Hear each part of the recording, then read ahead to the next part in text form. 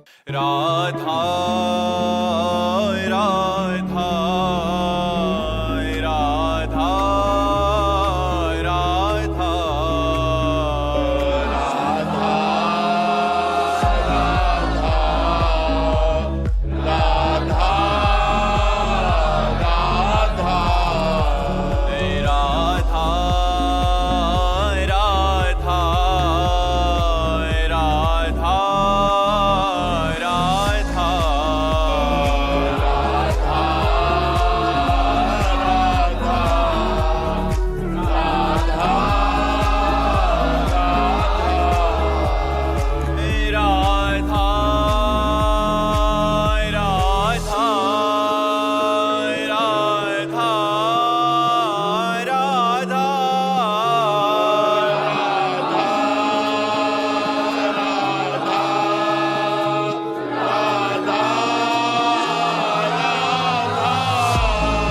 राधा आदित्य जी, राधा महाराज जी, दिमाग को शांत कैसे रखें?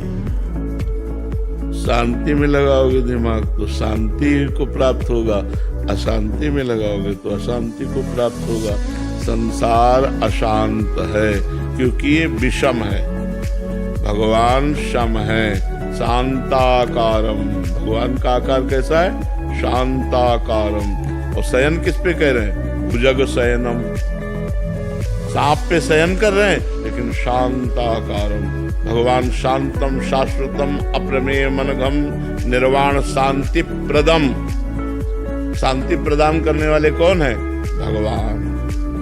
तो अगर हम अपने चित्त को भगवान में लगाएंगे, बार बार नाम जप करेंगे, भगवान की लीला कथा सुनेंगे, भगवान के चरित्र गाएंगे, भगवत कर्म करेंगे तो हमें शांति मिलेगी। अगर हम संसार के पाप कर्म करेंगे तो हमें अशांति प्राप्त हो। अशांतस्य कुतः सुखम, जो अशांत है वो सुखी कैसे हो सकता है? इसलिए हमें शांति के मार्ग में चलना चाहिए। शांति का मार्ग है धर्म पूर्वक कर्म करो, भगवान का नाम जप करो, भगवान को अर्पित करके प्रसाद पाओ, कोई पाप कर्म ना करो, अभी शांति मिलने लगेगी। नहीं, ओवर थिंकिंग में दिमाग खराब होते होते डिप्रेशन में पहुंच जाता है। ज्यादा चिंतन बिगाड़ोगे तो निगेटिव चिंतन करते करते डिप्रेशन में पहुंचा देगा। तो हमें उससे समय नहीं देना। राधा राधा राधा, अभी आनंद आने लगेगा।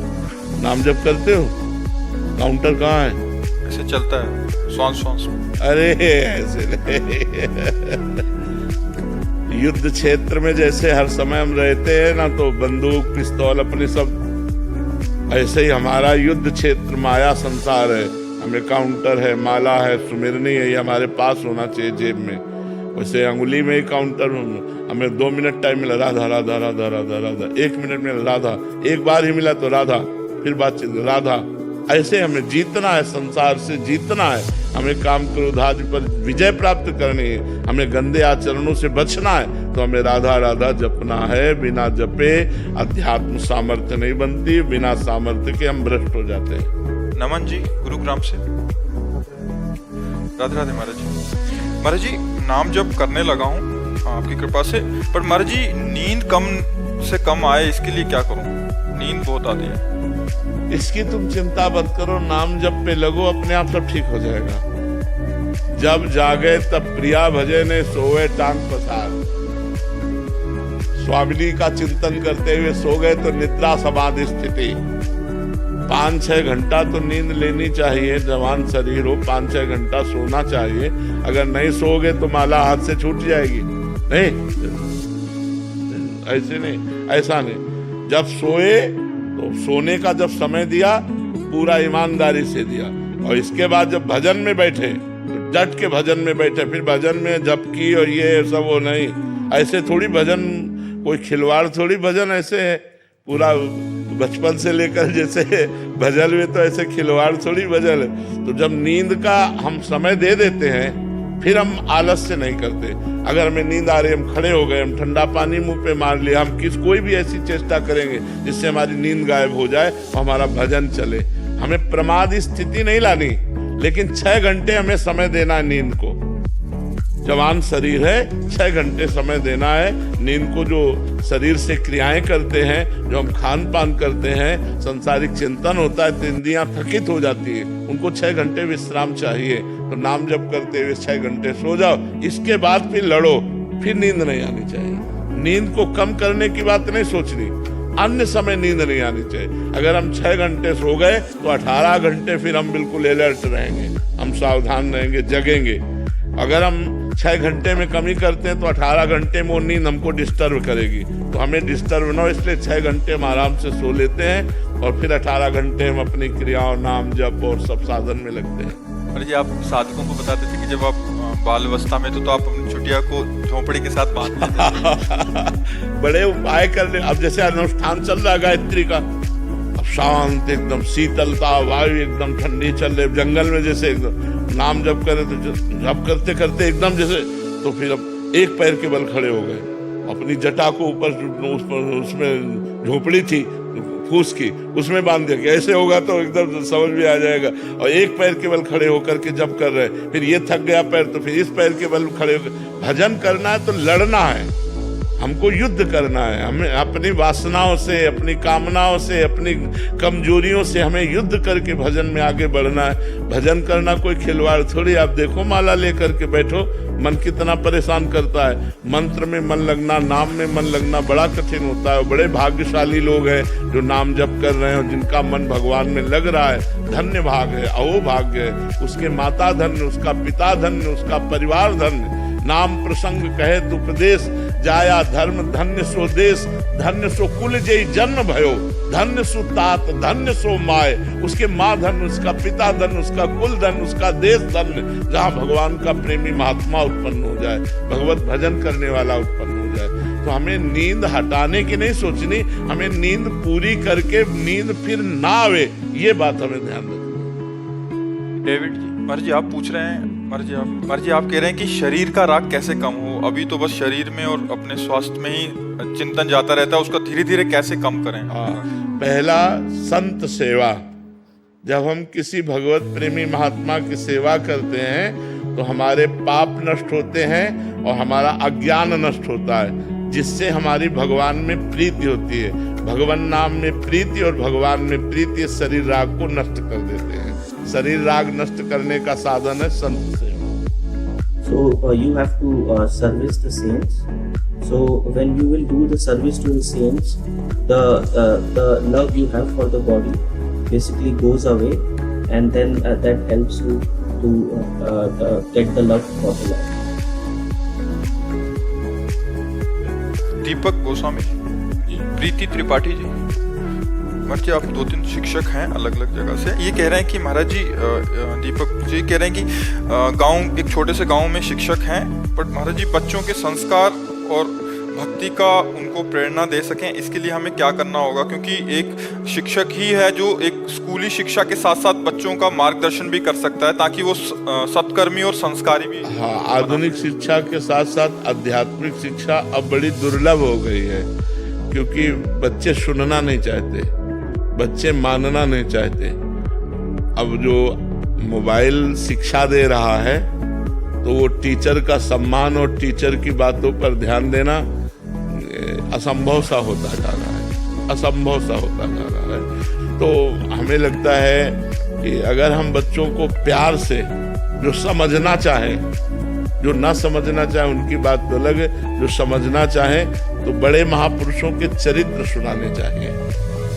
जैसे जो बड़े बड़े संत महापुरुष हुए हैं, जो हमारे भारत को अपने प्राण बलिदान कर दिए हैं, ऐसे जो समर्पित शहीद हुए हैं राष्ट्र सेवा में, तो ऐसे महापुरुषों के चरित्र सुनाने से उनके संस्कार अच्छे बनते हैं। और ब्रह्मचर्य, व्यायाम, भोजन और नमस्कार ये जरूर होना चाहिए। अपने बड़ों को नमस्कार करना, पूज्य जनों के चरण छूना, ब्रह्मचर्य से रहना और भोजन पवित्र पाना और व्यायाम करना। अगर ये आ जाए तो आध्यात्मिकता उनमें आने लगेगी। और 5 मिनट ही सही, अगर नाम जप की प्रेरणा मिले, ये 5 मिनट ही सही। तो देखो स्कूलों में तो प्रायः भागवतिक प्रार्थनाएं करवाई ही जाती हैं।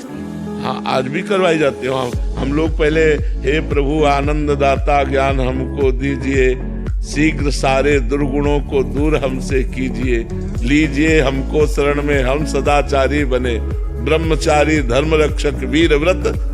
कितना बढ़िया है ये प्रार्थना, कितनी बढ़िया है। हम लोगों को पहले प्रार्थनाएं करवाई जाती थी, तो प्रार्थना है, कुछ वीर महापुरुषों के चरित्र हैं, बड़े महापुरुषों के चरित्र हैं, और दिनचर्या का संयम, कै बजे तुम्हें उठना है, कै बजे तुम्हें सोना है। अब ये मोबाइल ऐसा हो गया है कि बच्चे अधिक समय मोबाइल में रात्रि में व्यतीत करते हैं और दिन में सुबह तक सूर्योदय तक सोते हैं, तो कोई उनकी मांगलिक दिनचर्या प्रातः काल वाली हो ही नहीं पाती है। 9-9 बजे तक तो सोते हैं, 8-8 बजे तक सोते हैं, कोई तो कह रहा था 11-11 बजे तक लोग सोते हैं। अब क्या है, जीवन ही व्यर्थ हो रहा है। जब ब्रह्म मुहूर्त में उठना नहीं है तो जीवन ही व्यर्थ हो रहा है, जीवन व्यर्थ हो रहा है। मीना जी जोधपुर से। राधे राधे महाराज जी। महाराज जी, ज्ञान यज्ञ किसे कहते हैं? तीनों शरीरों का राग त्याग करके अपने आत्म स्वरूप में स्थित हो जाना, इसे ज्ञान यज्ञ कहते हैं। स्थूल शरीर, सूक्ष्म शरीर, कारण शरीर, इन तीनों का राग त्याग करके अपने ब्रह्म स्वरूप में स्थित हो जाना, इसे ज्ञान यज्ञ कहते हैं। भगवान की चर्चा को ज्ञान यज्ञ कहते हैं। शास्त्रीय सिद्धांतों को ज्ञान यज्ञ कहते हैं। जैसे हम भगवान की चर्चा करा रहे हैं तो ज्ञान यज्ञ कर रहे हैं, क्योंकि उसमें ज्ञान भी है, वैराग्य भी है, भक्ति भी है, सिद्धांत भी है, भगवान के लीला भी है, गुण है, जिनसे हमें ज्ञानार्जन होता है। एक वो ज्ञान यज्ञ और एक ये ज्ञान यज्ञ। तीनों शरीरों का राग त्याग कर अपने ब्रह्म स्वरूप में स्थित हो जाना, इसे ज्ञान यज्ञ कहते हैं। महाराज जी, क्या सतोगुण भी माया के माया है? हाँ, तीनों गुण माया के हैं, पर सतोगुण लाभदायक है। जैसे कांटे से कांटा निकलता है, ऐसे सतोगुण से हम 2 गुणों को परास्त कर सकते हैं, रजोगुण तमोगुण। और फिर भगवान का सखा है, प्रभु हमारे पति हैं, हम उनकी प्रियतमा हैं, प्रभु हमारे स्वामी हैं, हम उनकी सहचरी हैं। अलग अलग भाव, उसी भाव संबंध में, वो भाव समाधि में डूबा हुआ अपने सांसारिक कार्य भी हो रहे हैं, लेकिन उसको बोध नहीं, वो भगवान करवा रहे हैं। वो भगवान में स्थित है, प्रियालाल में स्थित है, और कार्य भगवान करा रहे हैं। सब कार्य वैसे होंगे जैसे हो रहे हैं। कर्तुम अकर्तुम अन्यथा कर्तुम, भगवान उसके हृदय में बैठकर स्वयं, जैसे अर्जुन के रथ की बागडोर पकड़कर भगवान रथ हाँक रहे हैं, ऐसे स्वयं भगवान उसकी बुद्धि में बैठकर सब कार्य करा रहे हैं। और वो कार्य करता हुआ भी करता नहीं है, वो हर समय भगवान में स्थित है। ये भाव समाधि है, वो हर समय भगवान में डूबा हुआ है। हाँ, नाम जप करो, सत्संग सुनो, खूब भगवान से प्रार्थना करो कि हमारा मन आप में लग जाए। मुझे और कुछ नहीं चाहिए प्रभु, केवल आप चाहिए प्रभु। वो बार बार सामान फेंकेंगे माया की, बस यही कहे प्रभु लुभाओ मत, आप चाहिए, संसार में आप चाहिए। अनिल जी करनाल से। राधे राधे महाराज जी। महाराज जी, मन क्रम वचन कहो नित डेरे, श्री हरिवंश प्राण धन मेरे। महाराज जी, इस पंक्ति को सेवक जी महाराज जी की कैसे धारण करें? एक संसार दुष्ट की संगति ताहू में तुम पुष्ट करावहु, विनती करो सकल धर्मी सो धर्मी हुई जिन नाम लगाओ। स्वार्थ सकल तज, मन क्रम वचन शुद्ध सकल मत हम श्री हरिवंश उपासी कैसे बनोगे? स्वार्थ सकल तज, गुरु चरणन भज, गुण नाम सुन कथि, संतन सो संग करे, काल व्याल मुख पर्यो, कप पित्त बात भर्यो, भ्रमेव कति अनन्य कहे कि जिय लाज धरी। सेवक जी महाराज कहे, पहले तो दुष्ट स्वभाव वालों का संग छोड़ो। एक संसार दुष्ट की संगति ताहू में तुम पुष्ट कराओ। अब दूसरी बात, ये तुम्हें याद रखना कि मैं किस मार्ग का पथिक हूँ। धर्मी होए जिन नाम धरावो। ऐसा कोई काम न कर देना जिसमें कोई कहे कंठी तिलक पहने तुम्हें शर्म नहीं आती। ऐसा कोई काम मत करना जिससे तुम्हारी कंठी तिलक को कोई कहे कि यार कंठी तिलक पहने तुम्हें झूठ बोलने में शर्म नहीं आती, तुम्हें व्यभिचार करने में शर्म, तुम्हें गंदा काम करने में शर्म। तो वो हम ऐसा कार्य न करें। फिर कहा स्वार्थ सकल तज, स्वार्थ का त्याग करो, परमार्थ पे चलो। परमार्थ पे चलना क्या है? गुरु चरण गए, गुरु भगवान के चरणों का आश्रय लो। गुण नाम सुन कथ, भगवान के गुण, लीला गुण, भगवान के चरित्र, इनको खूब सुनो और कथ, खूब इनको गाओ। भगवान का नाम कीर्तन करो, भगवान का नाम जप करो, भगवान की लीला चरित्रों को गाओ, भगवान के लीला चरित्रों को सुनो। गुण नाम सुन कथ और संतन कर संग कर। जो भगवत प्रेमी महात्मा जन है उनका संग करो। और इस शरीर को ध्यान रखो, मरने वाला है। काल व्याल मुख पर, काल रूपी सर्प के मुख में बस लील जाएगा, वो किसी क्षण नष्ट हो सकता है। काल व्याल मुख पर, कफ पित्त बात भरो। इस शरीर में कुछ नहीं, कफ पित्त बात भरा हुआ है। एक ज्योतिर्मय परमात्मा का अंश है, उसी से प्रकाशित हो रहा है। भजन कर लो, गुरु चरणों का आश्रय लेकर खूब लीला नाम वाणी में लगे रहो, बस आ जाएगा मन क्रम वचन शुद्ध सकल मत। अन्य किसी का संग न करो। अब अन्य उपासकों का संग करोगे तो अलग अलग धर्म है, अलग अलग नियम है, अलग अलग कर्म है, तो आप किस किस को मानोगे? आप मानो जैसे हमारे में है तो रसिक अनन्य उपासना है, इसमें श्री जी और लालजू के सिवा कुछ नहीं जोड़ा गया। पूरे जगत में है बिन तुलसी हरि एक न मानी नमो नमो, तुलसी महारानी नमो नमो। जहां भगवान का भोग लगेगा तो पहले तुलसी डाली जाएगी। अब अपने यहाँ तुलसी जी सहचरी है, वो थाली में नहीं पास में विराजमान है, तो हम उनको चरणों में चढ़ाते हैं, श्रृंगार में लगाते हैं, पर भोग में नहीं डालते। तो उपासना पद्धति अलग अलग है। अगर हम अन्य से संग करेंगे तो हमारी उपासना का रहस्य नहीं समझ में आएगा। फिर मन क्रम वचन शुद्ध सकल मत, हम श्री तरिवंश उपासी, ये बात समझ में नहीं आएगी। नहीं, रसिकन सो संग करें। रसिक कासो कहें जो प्रिया प्रीतम के सिवा अन्य कोई उपासना नहीं, अन्य कोई बात नहीं। इष्ट मिले और मन मिले, मिले भजन रस रीति, तहां निसंग को है मिलिए, कासो कीजिए प्रीति। अपना इष्ट मिलना चाहिए, श्यामा श्याम, मन मिलना चाहिए, और अपनी रस रीति उपासना मिलनी चाहिए। ऐसों का संग करे, नहीं तो असंग रहे, नाम वाणी का पाठ करे और अपनी उपासना में रत रहे तो हो जाएगा मन क्रम वचन शुद्ध सकल मत, हम श्री हरिवंश उपासी। समझ में आई बात? सीमा जी गुरुग्राम से। श्री हरिवंश महाराज जी, महाराज जी आपके श्रीमुख से सुना है कि दूसरों की निंदा ना करें, ना ही अपनी प्रशंसा सुने। महाराज जी दूसरों की निंदा तो नहीं करती, पर जब प्रशंसा होती है तो उससे कैसे बचें? ये थोड़ा सा मुश्किल हो जाता है। हाँ, अहंकार को अच्छा लगता है ना अपनी प्रशंसा। जो अहंकार है, जो अहम है अंदर ना, वो अपनी बात कहना बढ़ा करके, अच्छी बात कहना जिससे सम्मान प्राप्त हो, या दूसरा कोई प्रशंसा करे तो सुनने में अच्छा लगे। दोनों में पुण्य नष्ट होते हैं। अपनी प्रशंसा अपने मुख से करना या दूसरे के मुख से अपनी प्रशंसा सुनना, इनमें दोनों में सुकृत नष्ट होते हैं, पुण्य नष्ट होते हैं। अच्छा, पुण्य उत्पन्न करना बहुत कठिन है, पुण्य अर्जित करना बहुत कठिन है, लेकिन नष्ट करना बहुत सरल है। अपने मुख से अपनी प्रशंसा कर दे या दूसरे मुख से कही जा रही अपनी प्रशंसा सुनकर हर्षित हो जाए, आपके सुकृत नष्ट हो रहे हैं। दूसरे की निंदा करना और दूसरे की निंदा सुनना, इससे हमारे पाप बढ़ते हैं। तो हमें सावधान रहना चाहिए कि हमारी जब प्रशंसा हो किसी बात की, उस समय मन भगवान में लगाना चाहिए कि ये जो लोग कह रहे हैं तो भगवान ने ऐसा कुछ गुण दिया होगा, उसी के प्रभाव से कह रहे, तो भगवान की कृपा है, इसमें मेरा क्या।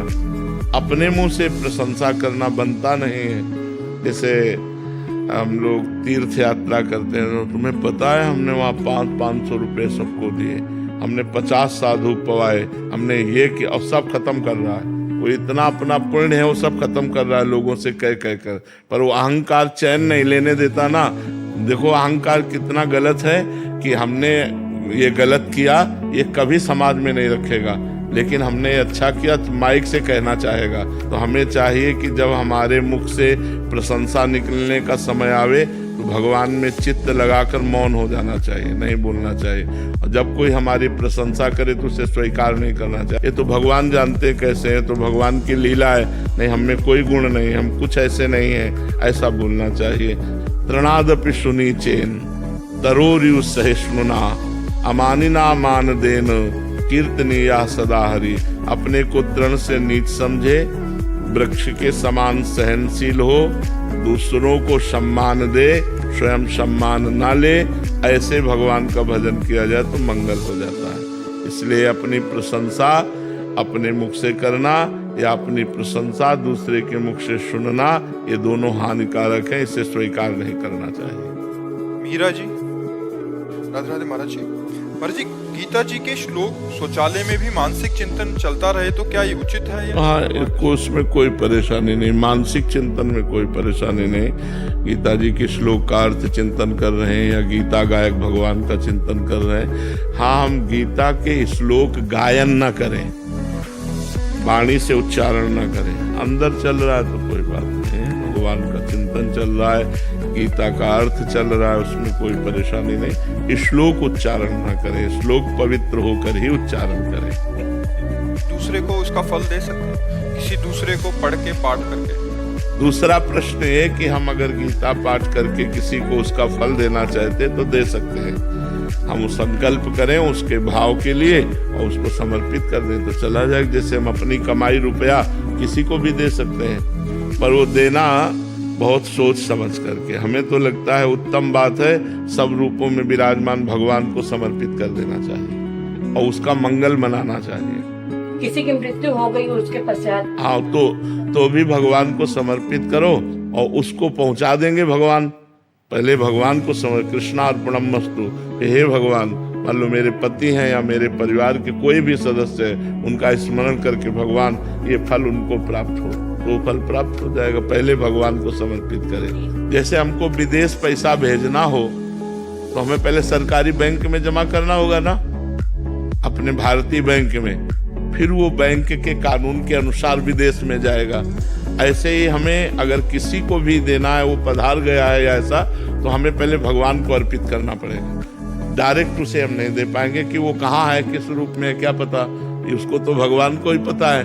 तो हम पहले भगवान को समर्पित करें, भगवान उसको भेज देंगे। ऐसा। नंदनी पाल जी। महाराज जी, मैं एक शिक्षिका हूँ जो विद्यालय में कई बार कुछ बच्चों को समझाने पर भी वे नहीं समझते, उद्दंडता करते हैं, तो मुझे उन पर शक्ति करने पड़ती है। गुरुदेव कई बार सत्संग में कहा है कि क्रोध से भजन छूट जाता है, तो महाराज जी मेरा इस क्रोध से भजन नहीं, क्रोध नहीं करना, क्रोध का नाटक करना है। किसका प्रश्न है आपका? क्रोध का नाटक करना है, क्रोध तो नहीं करना। बच्चों पर क्रोध करना उचित नहीं, क्योंकि क्रोध पूर्वक उनको शासन में लेना एक अलग हो जाता है। तो हमें लगता है क्रोध का नाटक करना पड़े तो गुरु को, शिक्षक को, माता पिता को करना चाहिए। क्योंकि अगर माता पिता, शिक्षक और गुरु अपने शिष्य, अपने विद्यार्थी, अपने पुत्र को दोषों से बचाना चाहता है तो उस समय उसको भय से ही बचाया जा सकता है। बिनु भय होए न प्रीति, प्यार से कहो तो नहीं मानेगा और थोड़ा भय दिखा दो तो शायद मान सकता है। तो हमें लगता है थोड़ा भय की आवश्यकता है, पर हम क्रोध ना करें। क्रोध करने से हमारा भी नुकसान हो जाएगा और बच्चे का भी नुकसान हो जाएगा, और क्रोध का नाटक करने से ना हमारा नुकसान होगा ना बच्चे का नुकसान होगा। क्योंकि हमें केवल उसे थोड़ा सा डरवाना है कि आप अगर ऐसा नहीं किए तो आप, जैसे नम्र शासन, चलो पूरे पाठक्रम तक जब तक पाठ होता रहे तब तक चुपचाप खड़े रहो, सबके सामने वो खड़ा है तो बेइज्जती वैसे शरीर है। शासन भी हो रहा है और नम्र शासन। थोड़ा मतलब कभी कभी कोई जानवरपन दिखा देते हैं, ऐसा नहीं करना चाहिए, क्योंकि बच्चे सुकोमल शरीर के होते हैं। नम्र शासन तो हमें लगता है ठीक है, और आजकल के विद्यार्थी भी बहुत उद्दंड हैं। तो अगर बड़े बच्चे हो तो क्रोध मत करना क्रोध का नाटक भी मत करना, क्योंकि बड़े बच्चों में आजकल ज्यादा विनम्रता नहीं रह गई, सहनशीलता नहीं रह गई है। तो हमें लगता है अगर छोटे बच्चे हैं तो ज्यादा क्रोध करने की जरूरत नहीं, और बड़े बच्चे हैं तो बिल्कुल क्रोध करने की जरूरत नहीं है, क्योंकि वो फिर आप पर कहीं क्रोध न कर जाएं। तो मतलब हमको बहुत सावधानी रखनी है, अपनी नौकरी भी बचानी है, अपना जीवन भी सुरक्षित रखना है, बच्चे को भी उन्नतिशील। तो क्रोध का नाटक करेंगे अगर हम थोड़ा तो ठीक रहेगा, लेकिन क्रोध ना करें तो अच्छा रहेगा।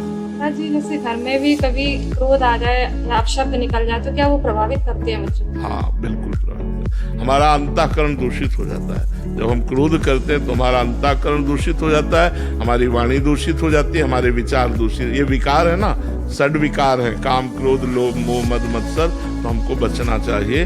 जब क्रोध आवे तो शांत हो जाना चाहिए। मन कह रहा मैं बोलूं, लेकिन उस समय न बोलिए, शांत रहिए तो अच्छा रहेगा। जब हम क्रोध करेंगे और क्रोध पूर्वक उनका शासन करेंगे तो उनके अंदर क्रोध के ही संस्कार आएंगे, और वो दबे हुए संस्कार जब आगे बढ़ेंगे तो वो क्रोध का रूप धारण करके आपको वो प्रत्युत्तर देने लगेंगे।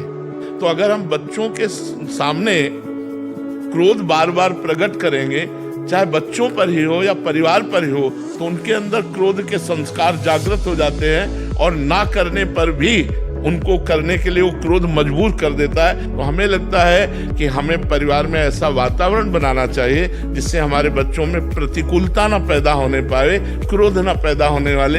अगर हम प्यार पूर्वक, पहली बात, और नहीं तो फिर नम्र क्रोध, हमें लगता है थोड़ा सावधान रहना चाहिए सबको। नहीं, वही बच्चे फिर सयाने होके जब याद करते हैं ना, तो फिर वही प्रतिकूलता देते हैं बूढ़े माता पिता को। इसलिए बहुत सावधान रहना चाहिए, बच्चों को अच्छे संस्कार देना चाहिए, प्यार देना चाहिए, ऐसा उनका स्वरूप ना बिगाड़ देना चाहिए कि वो घृणा की दृष्टि से हमारी तरफ देखें या क्रोध की दृष्टि से देखें। प्रणव